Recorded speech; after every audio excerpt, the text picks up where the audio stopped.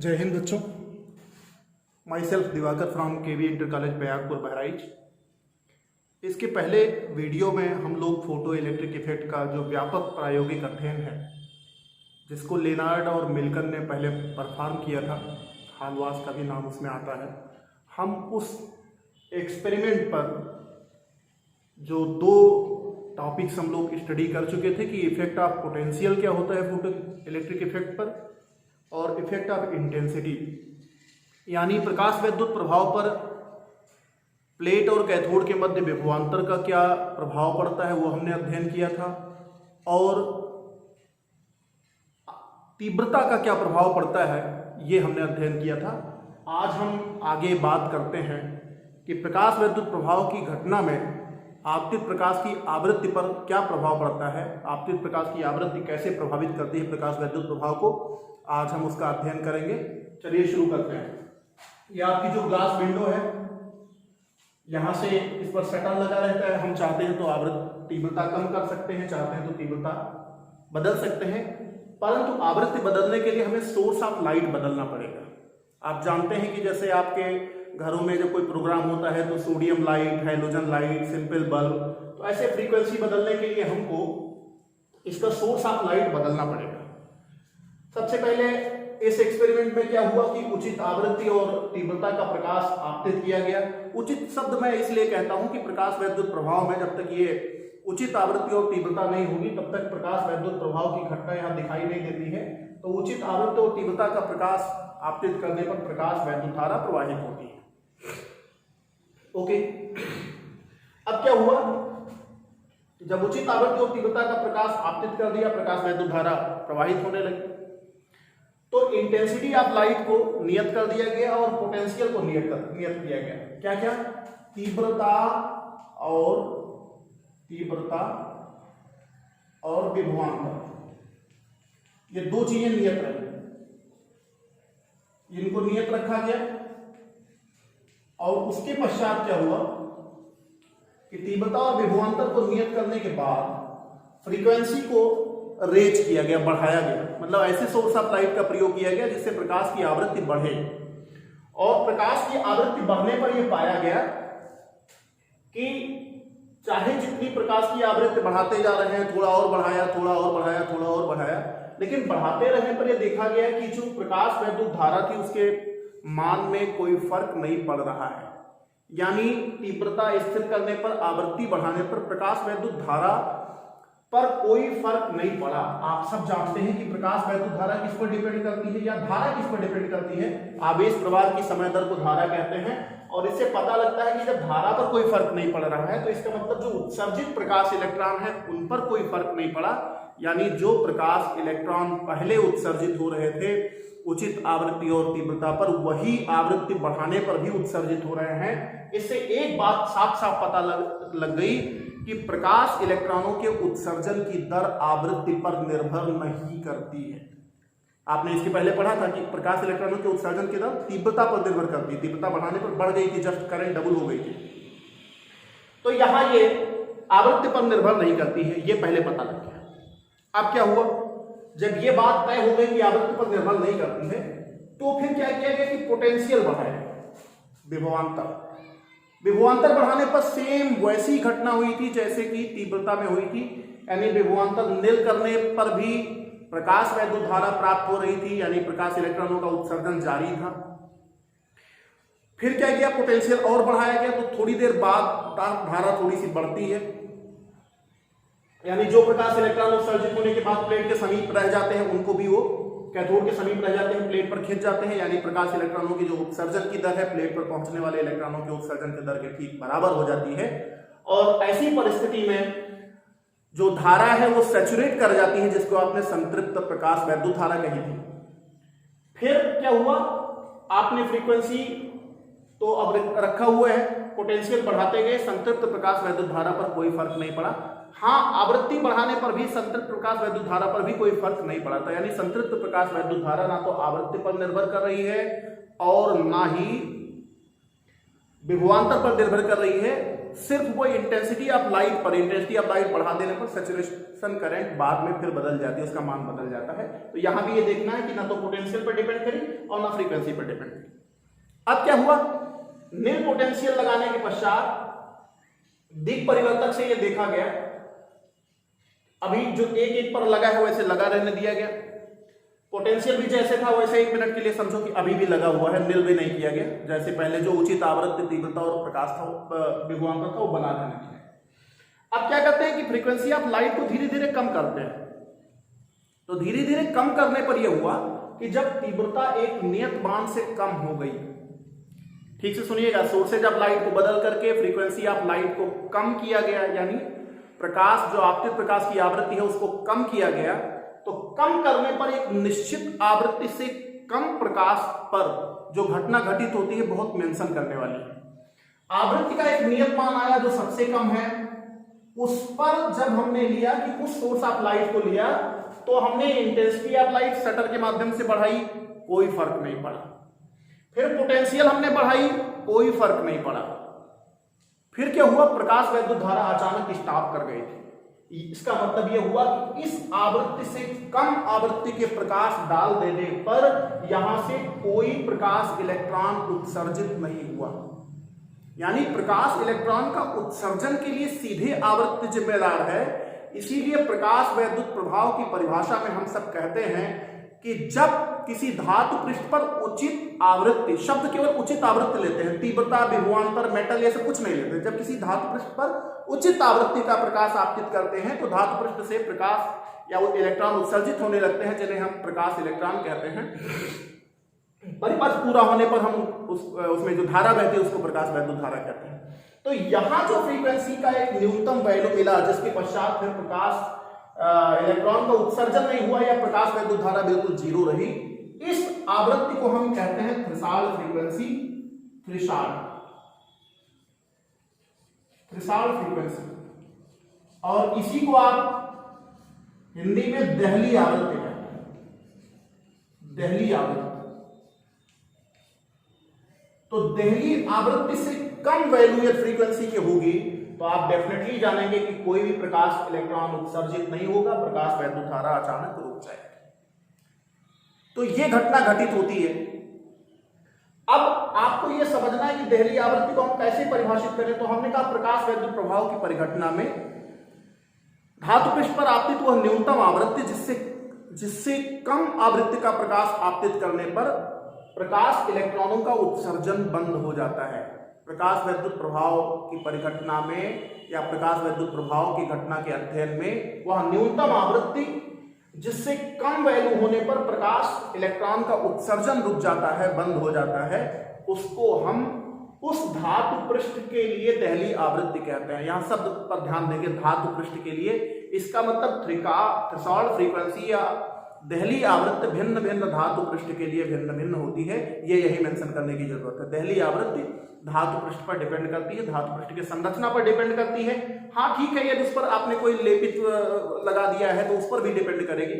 हो सकता है कोई ऐसे कम आयनाइजेशन एनर्जी वाले उस धातु पर कोई दूसरा लेप लगा दिया है तो उस पर डिपेंड करने वाली। तो ये आपकी थ्रेशोल्ड फ्रीक्वेंसी हुई। इस एक्सपेरिमेंट में एक चीज और किया गया, वो क्या था ये जरा देखने का है कि जब हमने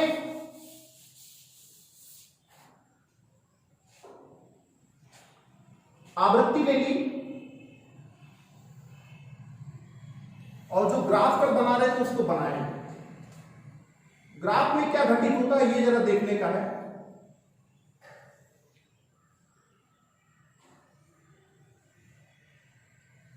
एक चीज यहां घटित हो रही है,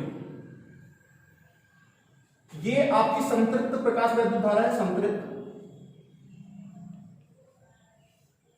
संतृप्त धारा केवल लिख देते हैं। इधर क्या था, पॉजिटिव पोटेंशियल था, इधर क्या था आपका नेगेटिव पोटेंशियल था। यहां आपका निल था, V बराबर 0 था आपका। इधर आपकी करंट धारा। यहां एक घटना घटित हो रही है, जरा आप देखेंगे कि दो ग्राफ इधर निकल करके आ रहा है। तो यहां जो कट ऑफ पोटेंशियल था V01 और V02, V02, ये आपका बाद वाला ν2 है, पहले वाला ν1 है। यानी बाकी चीजें तो वही घटित हो रही थी, लेकिन आवृत्ति बढ़ा देने पर एक चीज निकल करके हमारे इसमें आती है कि जब जब हमने फ्रीक्वेंसी बढ़ाई, यानी इंटेंसिटी ऑफ लाइट को कांस्टेंट कर दिया, अब आप देखेंगे तीव्रता को कांस्टेंट कर रहे हैं, और पोटेंशियल और फ्रीक्वेंसी पर जरा एक बार वक्र खींचते हैं, तो जब हमारी आवृत्ति ज्यादा थी, आवृत्ति हमने बढ़ा दी थी, और वो आवृत्ति कैसी, थ्रेशोल्ड फ्रीक्वेंसी से दोनों ज्यादा होनी चाहिए, यानी दहली से ज्यादा होनी चाहिए। तो जब तीव्रता समान रहने पर हमने देखा क्या कि जब फ्रीक्वेंसी ज्यादा थी तब हमको ज्यादा कट ऑफ पोटेंशियल लगाने पर जाकर के करंट जीरो होती है, और जब फ्रीक्वेंसी कम थी तो कम पोटेंशियल लगाने पर करंट जीरो होती है। इससे एक बड़ा सिंपल सा बात निकल करके आता है कि ये हो क्या रहा था। हमने कल बताया था कि ये जो कट ऑफ पोटेंशियल है, इस पर अधिकतम गतिज ऊर्जा वाला प्रकाश इलेक्ट्रॉन जो यहां से चल रहा था वो भी प्लेट पे नहीं पहुंचता है, और इस तरीके से धारा स्टॉप कर जाती है। यहां हमने देखा कि जब हमने तीव्रता को नियत रख करके फ्रीक्वेंसी बढ़ाई थी तो हमको पोटेंशियल भी ऋणात्मक दिशा में बढ़ाना पड़ा, यानी अब जब आवृत्ति ज्यादा हो गई है तो जो प्रकाश इलेक्ट्रॉन उत्सर्जित हो रहा है उसने शायद ज्यादा काइनेटिक एनर्जी अटेन कर ली होगी, प्राप्त कर ली होगी, जिसके नाते हमको नेगेटिव पोटेंशियल ज्यादा करना पड़ा, तब जाकर के धारा स्टॉप कर गई। तो इससे ये पता लगता है कि जो आपकी आवृत्ति है उस पर प्रकाश इलेक्ट्रॉनों की गतिज ऊर्जा निर्भर करती है। इससे सीधा सीधा पता लगता है कि उत्सर्जित प्रकाश इलेक्ट्रॉन की जो काइनेटिक एनर्जी है वो ठीक ठीक आवृत्ति पर निर्भर करती है, जिसके नाते हमको जब नेगेटिव डायरेक्शन में हमने बढ़ाया, ये न्यू2 इज ग्रेटर देन न्यू1 है, यहां पर आप लिख सकते हैं, तो यहां पर जाकर के धारा स्टार्ट कर।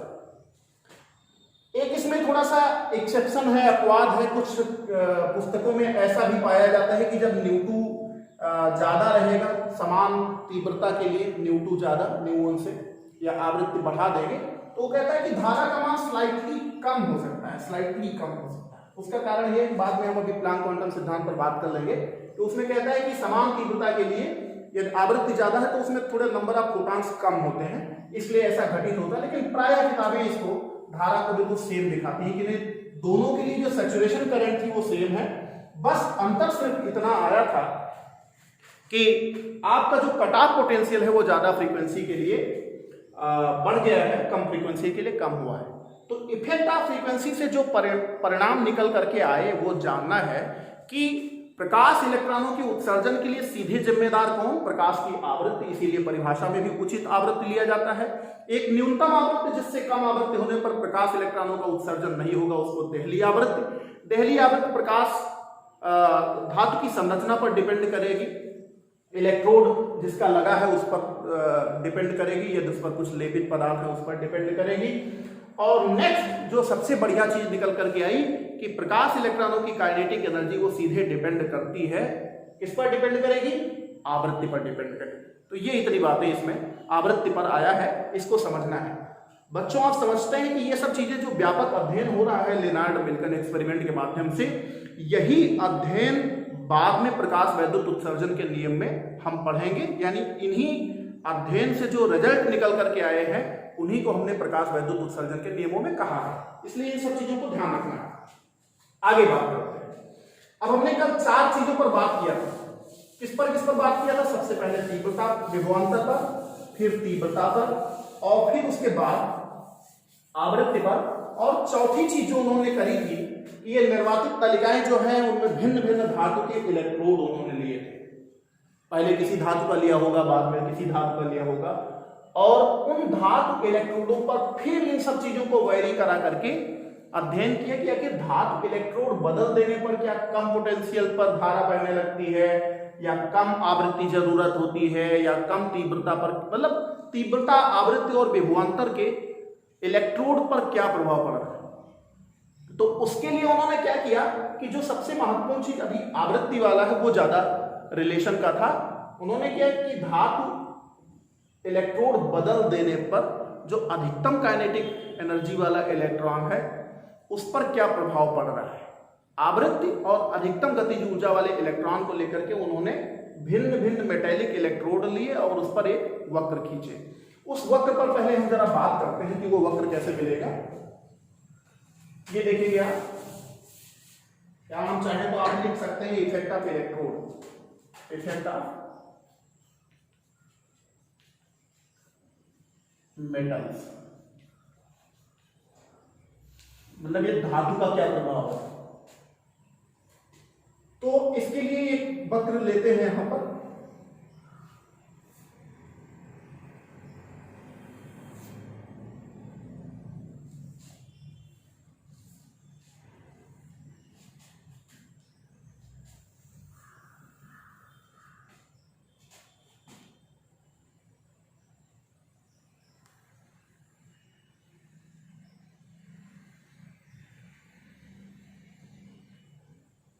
इसको थोड़ा डाट डाट डाट इधर कर देंगे, अभी बता देंगे क्यों ऐसा कर रहे हैं। ये जान लीजिए डाट डाट डाट है। इधर हमने क्या लिया, आवृत्ति लिया, और इधर लिया हमने मैक्सिमम काइनेटिक एनर्जी यानी ई के मैक्सिमम। और ई के मैक्सिमम किसके लिए लिखते थे, प्रकाश इलेक्ट्रॉन के, प्रकाश इलेक्ट्रॉन के लिए हम ई के मैक्सिमम लिखते थे। इधर हमने क्या किया, ये वक्र खींचना है हमें।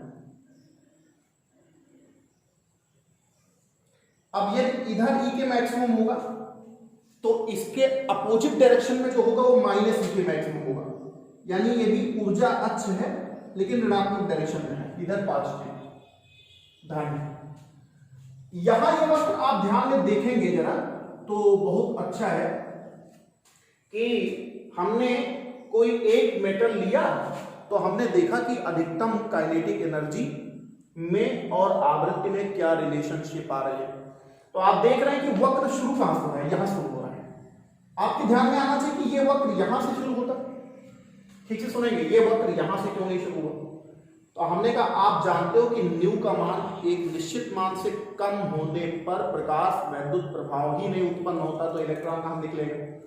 इसका मतलब यह हुआ कि ये वक्र यहां से नहीं शुरू होगा, यानी न्यू 0 होने पर प्रकाश इलेक्ट्रॉन निकलेगा ही नहीं, तो ई के मैक्सिमम होने का कोई प्रश्न ही नहीं पैदा होता। इसलिए देखो ये न्यू से नहीं जबकि कुछ आगे चला आया, यानी ये किसी एक धातु इलेक्ट्रोड के लिए आपका न्यू 0 1 है, ये किसी दूसरे धातु इलेक्ट्रोड के लिए न्यू 0 2 है। दूसरी क्या बात निकल करके, इसमें हमने दो ही बनाया है, ये 2 3 4 5 चाहे जितने बेटे इलेक्ट्रोड के लिए इन्होंने बनाए वक्र खींचे, तो पाया क्या कि ये सारे वक्र बिल्कुल पैरेलल मिल रहे हैं, बिल्कुल पैरेलल। पैरेलल मिलने से हमारी बात क्या समझ निकल करके आती है कि इसका मतलब ये हुआ कि ये जितने भी वक्र यहां बन रहे हैं इनके स्लोप सबके समान होंगे, तो स्लोप सबके समान होंगे, ढाल सबके समान होंगे। दूसरा क्या निकल करके आता है, तो सबसे पहले तो ढाल समान हुआ, ढाल समान दिख रहे थे, और क्या था, ये बिल्कुल रैखिक था ग्राफ, रैखिक ग्राफ था। तो रैखिक ग्राफ, ढाल समान, लेकिन यही ग्राफ जब पीछे जाते थे इधर, तो एक ने कुछ एक इंटरसेक्शन किया, सेगमेंट का अंतःखंड काटा, हम इस पर नेगेटिव डायरेक्शन में लिख रहे थे, तो पहला ग्राफ है तो -b1 लिख दिया। अभी देख लेंगे कि ये b क्या होता है, और दूसरे को -b2 लिख दिया। ये वैसे जनरली हम कांस्टेंट में a भी मान लेते हैं। और दूसरा इसका जो स्लोप मिल रहा था, स्लोप ढाल, ये सभी वक्र के समान ढाल मिल रहे थे, इसलिए इस ढाल को हमने a कह दिया। क्या कह दिया, अब आप समझे ठीक से कि इनके स्लोप सबके समान मिले, इसलिए इसको हमने a कह दिया। लेकिन अंतःखंड सबने डिफरेंट डिफरेंट काटे, इसलिए हम इसको b नहीं कह सकते, इसलिए हमने इसको b1 b2 b3 dot dot dot कहा। यहां समझना जो सबसे महत्वपूर्ण चीज है वो ये, फिर एक बार समझ लीजिए कि यहां पर देखेंगे आप कि क्या क्या सम्मिलित होगा। तो हमने कहा हमने इंटेंसिटी ऑफ लाइट सेम करनी होगी, क्योंकि उस पर काइनेटिक एनर्जी ऑफ मुक्त इलेक्ट्रॉन या प्रकाश इलेक्ट्रॉन डिपेंड नहीं कर रहा है, तो इंटेंसिटी हमने सेम कर ली होगी। हमने न्यू वेरी करने का अपना देखा कि न्यू को हम पहले यहां करेंगे, न्यू वेरी करने का हमने तरीका निकाला, और इलेक्ट्रोड ए के लिए बनाया maximum kinetic energy of electron कैसे पता लगेगा, कट ऑफ पोटेंशियल से। फिर हमने दूसरे इलेक्ट्रोड को लिया, फिर वही फार्मूला अपनाया न्यू के साथ, और maximum kinetic energy of electron कैसे पता लगेगा, पोटेंशियल डिफरेंस। तो ये दो चीजें आप ये समझ लीजिए कि पोटेंशियल डिफरेंस और सोर्स ऑफ लाइट की जो आवृत्ति है, इस पर वक्र खींचा जा रहा है। हमको दो चीजें पता लग गई, रैखिक है ये और ढाल समान। अब हम अपनी बात को जरा आगे जारी रखने के लिए इसको जरा मिटा देते हैं यहां से, अब इसका बहुत काम है। तो इसको मिटाने पर हम क्या पा रहे हैं ये जरा देखना है।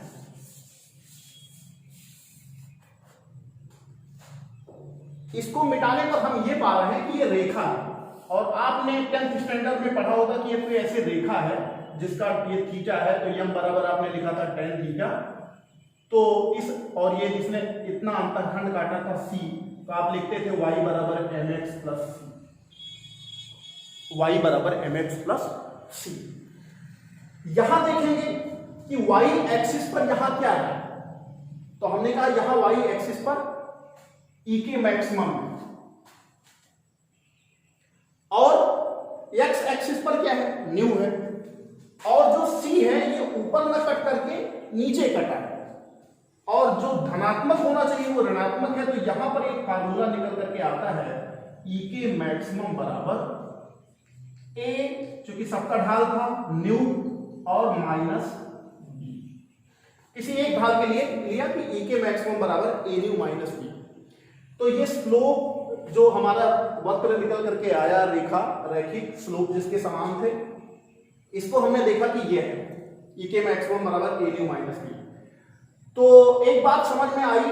अच्छा, दूसरी चीज यहां फिर देखना है कि एक धातु इलेक्ट्रोड के लिए μ01 दूसरा था, दूसरा धातु इलेक्ट्रोड लिया दूसरा था। तो इसको मैंने पहले भी बताया था कि जो दहली आवृत्ति है वो धातु इलेक्ट्रोड पर डिपेंड करती है। इस वक्र से और कंफर्म हो गई कि धातु इलेक्ट्रोड भिन्न भिन्न धातु इलेक्ट्रोड के लिए दहली आवृत्ति भिन्न भिन्न हो रही। लेकिन एक और चीज जो कंफर्म हुआ कि भिन्न भिन्न धातु इलेक्ट्रोड के लिए ऋणात्मक दिशा में, ऊर्जा अक्ष के ऋणात्मक दिशा में भिन्न भिन्न वक्र ऐसे मिल रहे हैं। ये दूसरी चीज यहां पर कंफर्म होकर क्या है। तो ये चीजें जो हमको समझनी थी, अब इसमें आगे बात करते हैं कि e के मैक्सिमम बराबर a न्यू माइनस b से हमको मिलने क्या वाला है। तो ये समझना बहुत महत्वपूर्ण है। हमने जब इसके वक्र की स्टडी की तो ये क्या है e के, ये क्या है a न्यू या b। अब विमा का समांगता सिद्धांत आपको ये बताता है कि समान विमीय सूत्र वाली चीजें ही आपस में जुड़ती हैं और घटती हैं। इसका मतलब ये पक्का हो गया कि यह भी ऊर्जा है, यह भी ऊर्जा है और यह भी ऊर्जा है। तो ये जब सब ऊर्जा है तो हम फिर क्या करेंगे, इसको समझना है हमको। तो इसको देखते हैं फिर।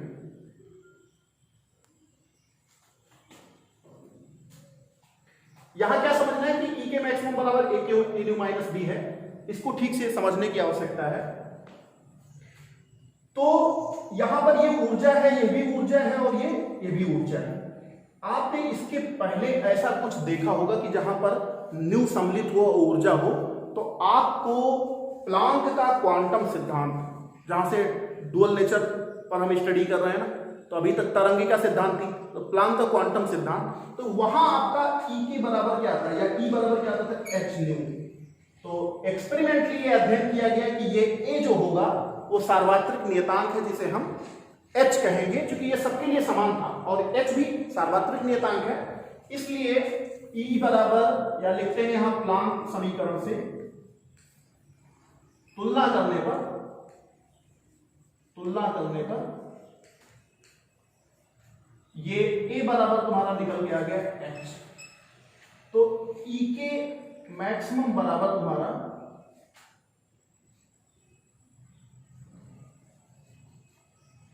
h न्यू माइनस b हो गया। अब आपका एक जो कांस्टेंट था वो निकल करके आया। यहां थोड़ा ध्यान देना है कि e के मैक्सिमम बराबर h न्यू हो, यानी यदि y एक्सिस पर e है, x एक्सिस पर न्यू है, तो जो ढाल होगी वो h होगी। ये एक कंपटीशन का सवाल बन सकता है। अब आगे देखेंगे, यहीं पर फिर समझना है अगली चीज। वो क्या समझना है हमको कि b क्या है। तो हमने कहा यदि हमारा न्यू जीरो के बराबर हो जाए तो जो प्रकाश इलेक्ट्रॉन यहां निकलेगा उसमें बिल्कुल काइनेटिक एनर्जी नहीं रहने वाली है। यानी न्यू जीरो से कम आवृत्ति पर कोई भी काइनेटिक एनर्जी नहीं रहती। जैसे न्यू जीरो पर देखो काइनेटिक एनर्जी क्या है, जीरो, क्योंकि काइनेटिक एनर्जी का ग्राफ इधर है और ये आवृत्ति का है। तो जब ये यही रहा तो ये न्यू जीरो, ई के मैक्सिमम क्या है, जीरो। यानी देहली आवृत्ति पर E के मैक्सिमम 0 होती है। तो हम यहां लिखते हैं कि जब न्यू बराबर न्यू 0 तो E के मैक्सिमम बराबर क्या हो जाएगा आपका, ये 0 हो जाएगा, इसलिए शून्य बराबर आपका निकल करके आएगा h न्यू 0 माइनस b। तो ये b निकल करके जो आया वो आया h न्यू 0। अब जो b निकल करके आया ये है क्या, हमने कहा ये प्रत्येक इलेक्ट्रोड के लिए अलग अलग है। तो प्रत्येक इलेक्ट्रोड के लिए जो अलग अलग चीजें थी, और ये ऊर्जा अक्ष पर ऋणात्मक दिशा में, मतलब इतनी ऊर्जा पहले से लगी होगी तब जाकर के प्रकाश इलेक्ट्रॉन निकल पाए। ठीक से समझेंगे, ये ग्राफ यहां नीचे कटा, यानी इतनी ऊर्जा पहले से कहीं व्यय हो गई तब इलेक्ट्रॉन निकला और उसके बाद काइनेटिक एनर्जी दे रहा।